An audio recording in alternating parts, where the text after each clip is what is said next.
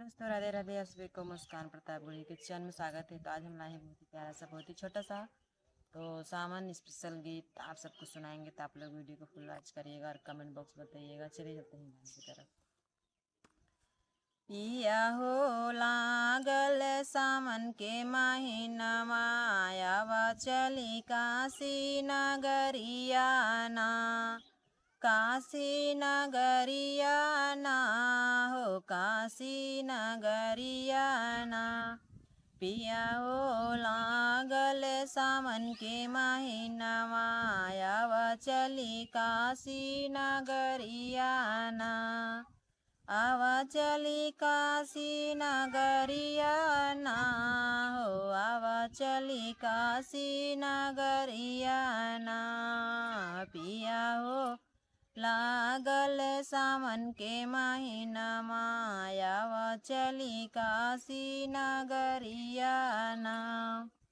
गंगा जल भर शिव के द्वारे, मांगब मंगवती हाथ पसारे। गंगा जल भर शिव के द्वारे, मांगी मंगवती हाथ पसारे। हाथ पसारे हो हाथ पसारे, मांगी मंगवती हाथ पसारे। बम बम बोलई काशी नगरिया, आवा चली काशी नगरिया ना। पिया हो लागल सावन के महीनमा, आवा चली काशी नगरिया ना।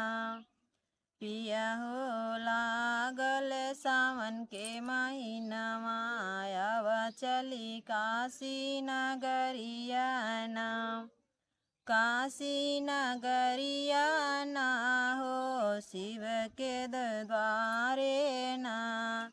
पिया हो लागल